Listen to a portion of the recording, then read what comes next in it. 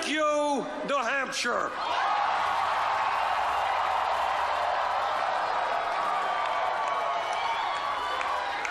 Shortly after the polls closed, Secretary Clinton called and was very gracious in her congratulations. I thank her for her call, and I congratulate her and her supporters for the vigorous campaign they ran in New Hampshire.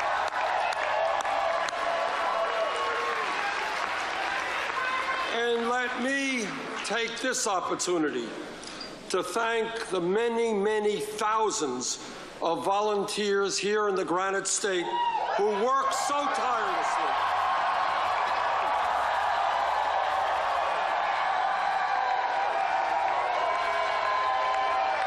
Our volunteers worked night and day, made phone calls, and knocked on a heck of a lot of doors. And we won because of your energy. Thank you all so much. And I want to thank Julia Barnes and our great campaign staff.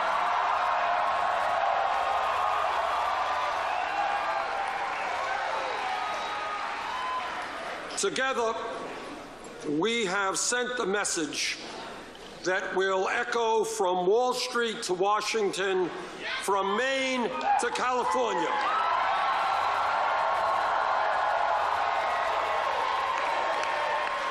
And that is that the government of our great country belongs to all of the people and not just a handful of wealthy campaign contributors and their super PACs.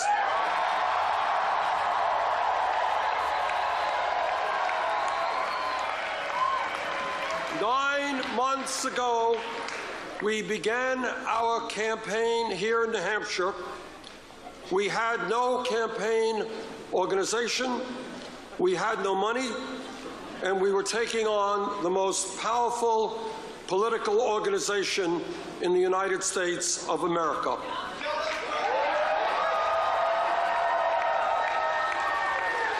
And tonight, with what appears to be a record-breaking voter turnout,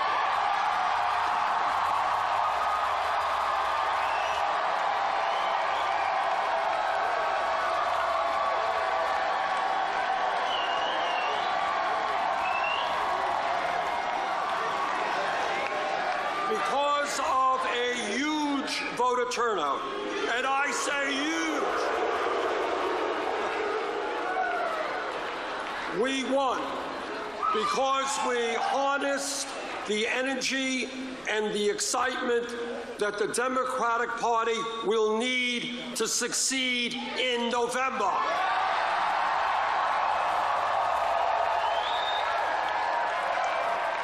What happened here in New Hampshire in terms of an enthusiastic and aroused electorate, people who came out in large numbers, that is what will happen all over this country.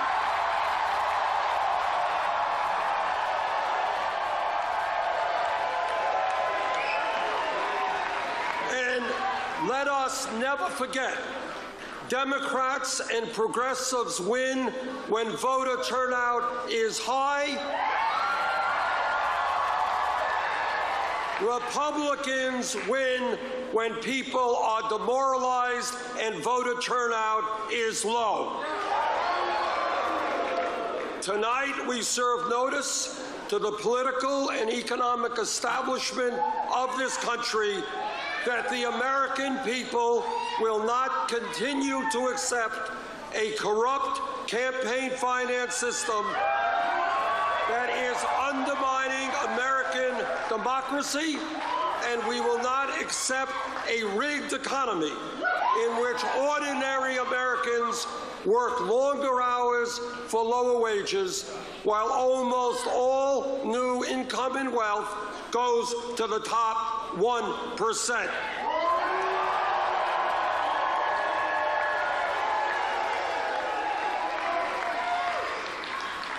I want to take this opportunity again to congratulate Secretary Clinton and her organization and supporters for waging a vigorous campaign. I hope that in the days ahead we can continue to wage a strong, issue-oriented campaign and bring new people into the political process.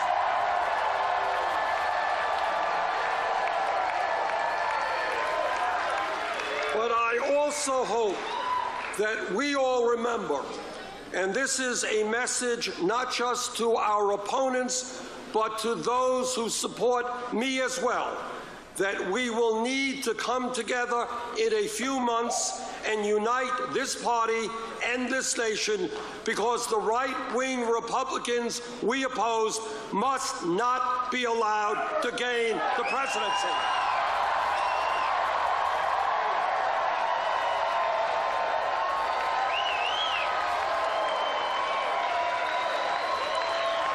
As we all remember, the last time Republicans occupied the White House, their trickle-down economic policies drove us into the worst economic downturn since the Depression of the 1930s.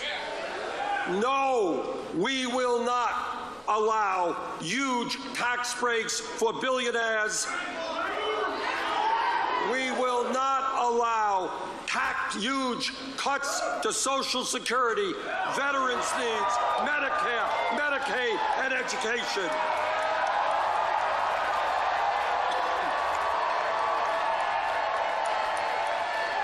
No, we will not allow back into the White House a political party which is so beholden to the fossil fuel industry that they cannot even acknowledge the scientific reality of climate change, let alone do anything about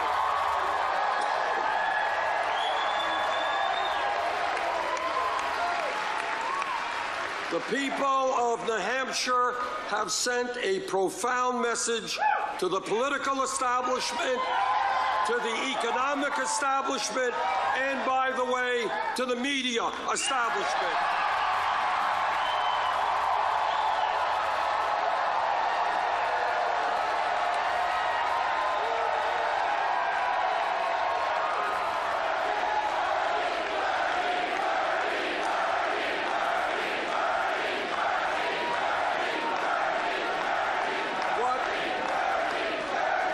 What the people here have said is that given the enormous crises facing our country, it is just too late for the same old establishment politics and establishment economics. The people want real change.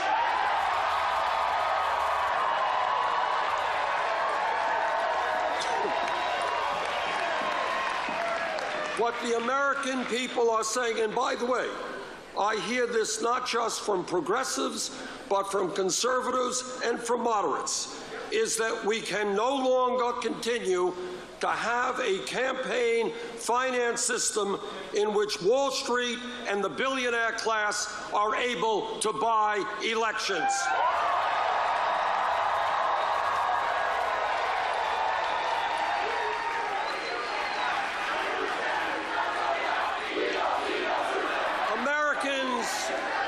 Americans, no matter what their political view may be, understand that that is not what democracy is about.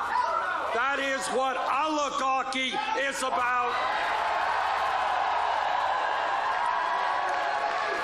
And we will not allow that to continue. I do not have a super PAC, and I do not want a super PAC.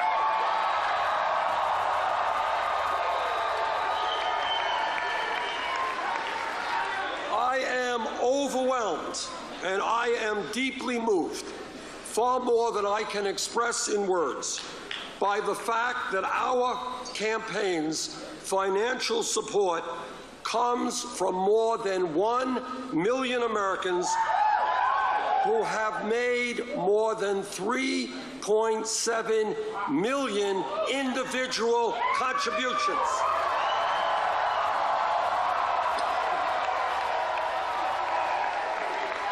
That is more individual contributions than any candidate in the history of the United States up until this point in an election.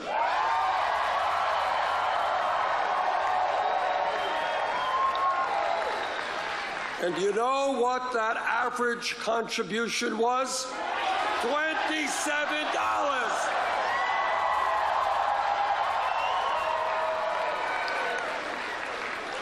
I am going to New York City tonight and tomorrow, but I'm not going to New York City to hold a fundraiser on Wall Street. Instead, I'm going to hold a fundraiser right here, right now, across America. My request is, please go to BernieSanders.com and contribute.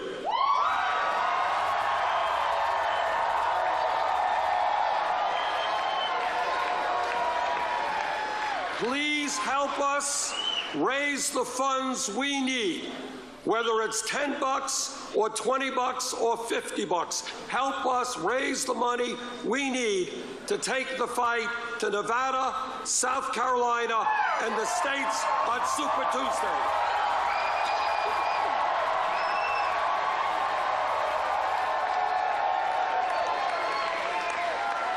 So there it is. That's our fundraiser. Pretty quick. Now, what the American people understand is that our great country was based on a simple principle, and that principle is fairness. Let me be very clear.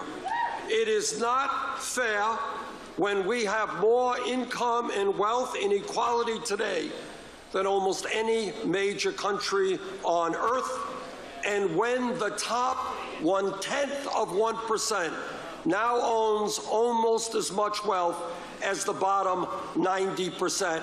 That's not fair. It is not fair when the 20 wealthiest people in this country now own more wealth than the bottom half of the American people. So you guys ready for a radical idea? Together, we are going to create an economy that works for all of us, not just the 1%.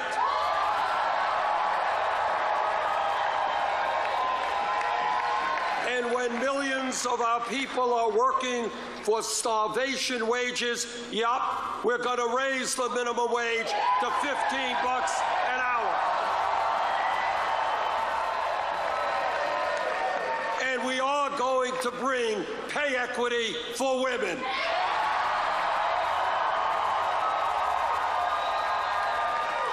And when we need the best educated workforce in the world, yes, we are going to make public colleges and universities tuition free.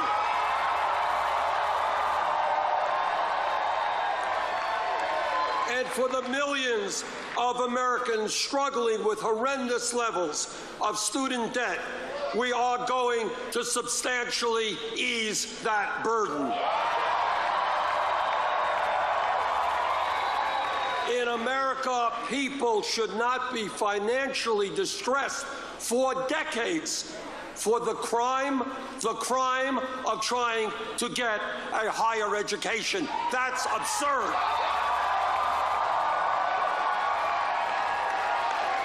Well, my critics say, you know, Bernie, that's a great idea. You're into all this free stuff. How are you going to pay for it? I will tell you how we're going to pay for it. We're going to impose a tax on Wall Street speculation.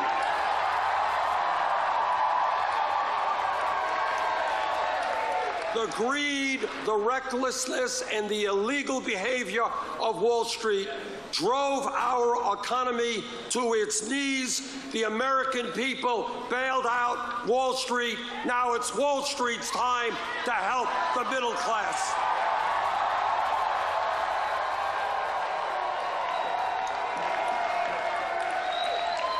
And when we talk about transforming America, it means ending the disgrace of this country having more people in jail than any other country in the world, disproportionately African American and Latino.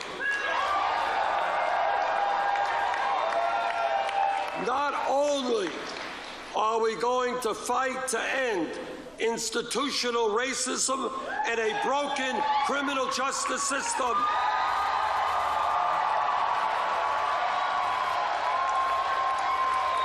we are going to provide jobs and education for our young people, not jails and incarceration.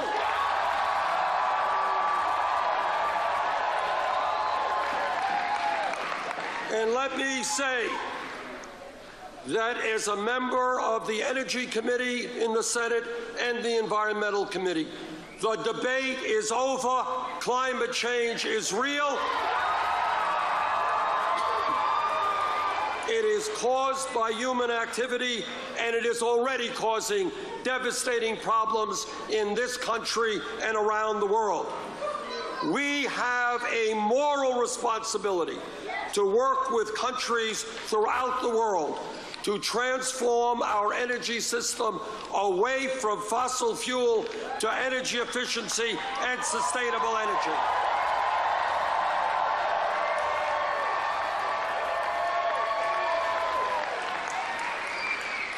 Now, I have been criticized during this campaign for many, many things. Every single day, that's okay, that's all right. They're throwing everything at me except the kitchen sink, and I have the feeling that kitchen sink is coming pretty soon as well. But what our campaign is about is thinking big, not small. It's about having the courage to reject the status quo.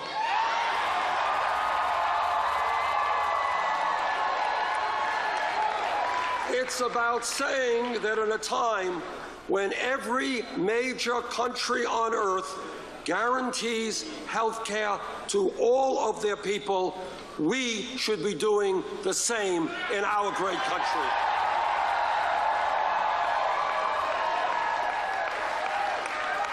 In my view, under President Obama's leadership, the Affordable Care Act has been an important step forward, no question about it.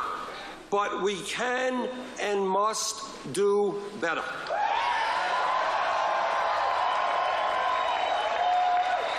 $29 million Americans should not remain uninsured. An even greater number should not be underinsured with large deductibles and co-payments. We should not be paying by far the highest prices in the world for prescription drugs at a time, listen to this, when the top 3 drug companies in this country made $45 billion in profit last year. That is an obscenity. And let me tell you something. When we make it to the White House,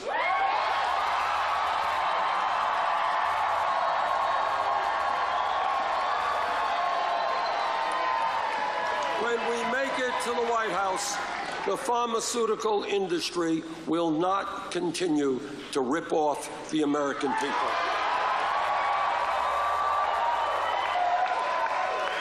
And further, it makes no sense that as a nation, we continue to spend far, far more per capita than do the people of any other nation, all of whom guarantee health care to all of their people.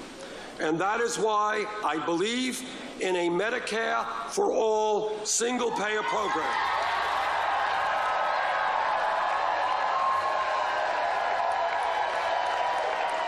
Which will not only guarantee health care for all, but will save the average middle-class family thousands of dollars a year in health care costs.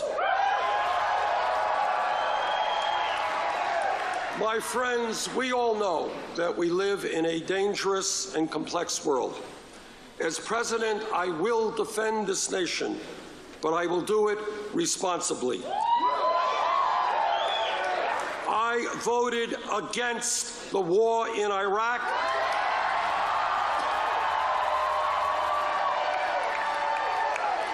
And that was the right vote. While we must be relentless in combating terrorists who would do us harm, we cannot and should not be the policemen of the world. Nor should we bear the burden of fighting terrorism alone. In the Middle East, the United States must be part of an international coalition sustained by nations in the region that have the means to protect themselves. Together, we must and will destroy ISIS, but we should do it in a way that does not put our young men and women in the military into perpetual warfare in the quagmire of the Middle East.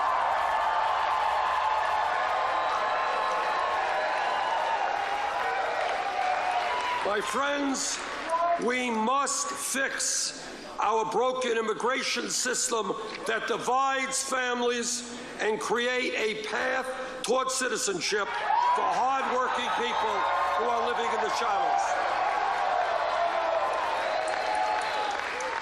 We must strengthen and expand Social Security and increase the benefits that seniors and disabled vets receive so that people can live in dignity in their retirement.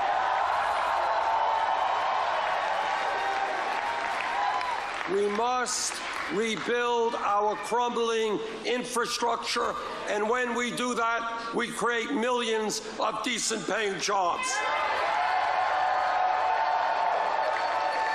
We must pursue the fight for women's rights, for gay rights, for disability rights.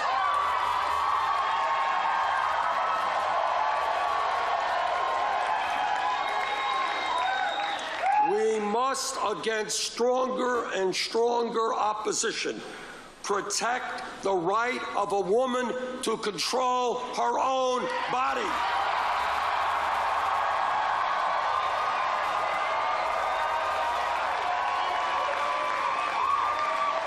And we must protect the men and women who serve our nation in uniform and protect our veterans who put their lives on the line to defend us.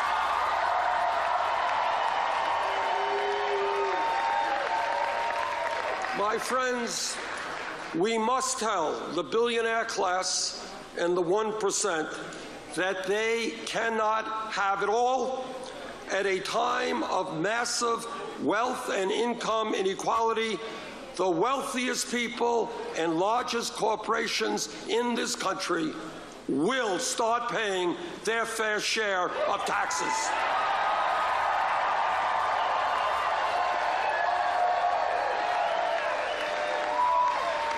My friends, I am the son of a Polish immigrant who came to this country speaking no English and having no money.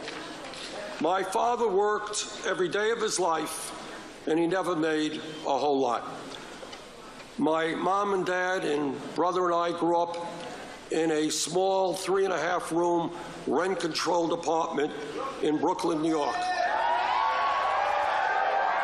My mother, who died at a young age, always dreamed of moving out of that apartment, getting a home of her own, but she never realized that dream. The truth is that neither one of my parents could ever have dreamed that I would be here tonight standing before you as a candidate for President of the United States.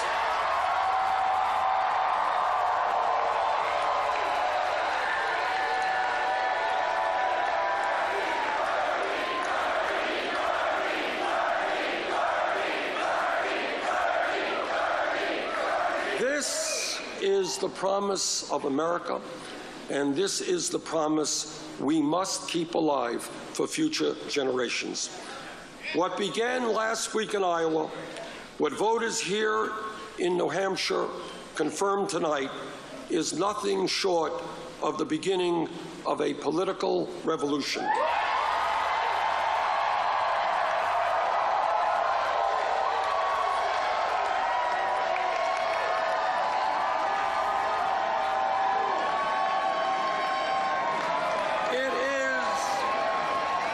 It is a political revolution that will bring tens of millions of our people together.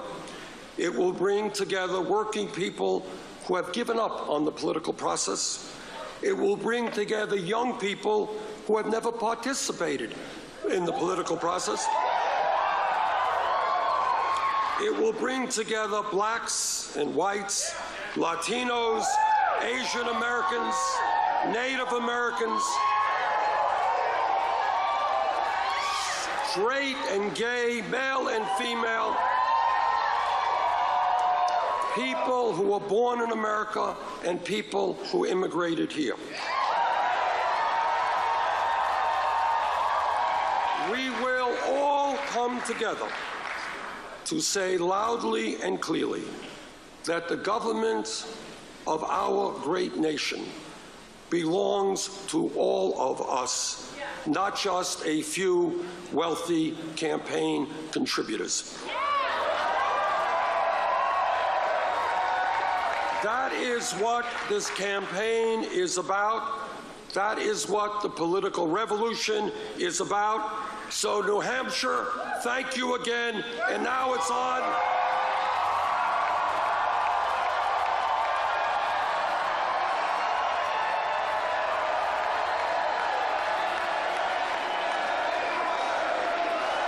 Thank you, New Hampshire. And now it's on to Nevada, South Carolina, and beyond.